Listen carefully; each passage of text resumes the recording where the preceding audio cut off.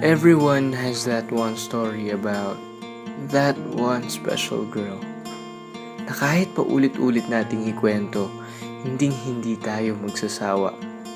Ako si Eman at ito ang kwento ko. And this is that one special girl. Ang pangalan niya ay Bea. Napakaganda ng mga mata niya, no? Sa tuwing tinitingnan ko siya, hindi ko maiwasang mapangiti. At kapag bumawi na siya ng ngiti sa akin, hindi ko na maramdaman yung sarili ko. Humihinto ang paghinga ko, dahan-dahan.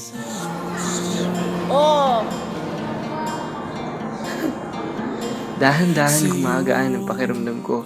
Para ako nakalipad sa langit na punong-puno ng mga katulad mo. At kahit napakadami ng dumaan sa buhay ko, sa'yo ko lang naramdaman ng ganito.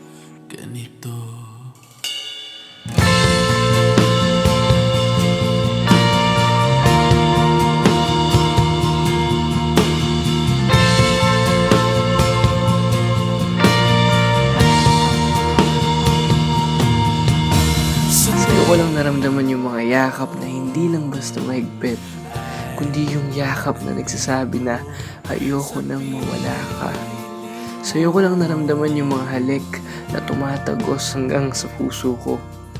At sa tuwing hawak mo ang mga kamay ko, dun ko lang nararamdaman ang pagkapit na hindi nagugustuhin bumitaw pa. Sa'yo ko lang naramdaman yung pagmamahal na hindi napapagod. Oo, hindi ako mapapagod. Hindi ako mapapagod hawakan ka, yakapin ka, suyuin ka. Kasi mahal, sobrang swerte ko dahil sa'yo ako napunta. Sobrang swerte ko dahil ikaw ang kasama ko dito.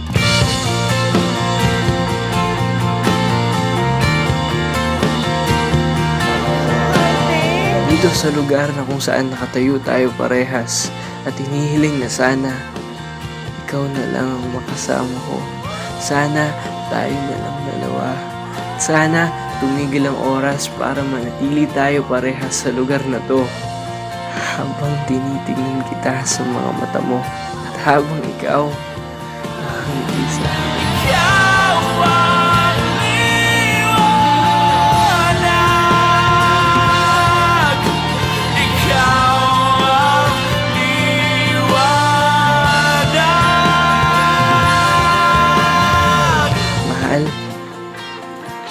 Hindi ako magsasawa sa'yo. Hindi ako magsasawang ikwento ka. Hindi ako magsasawa ikwento tayo. Tayong dalawa.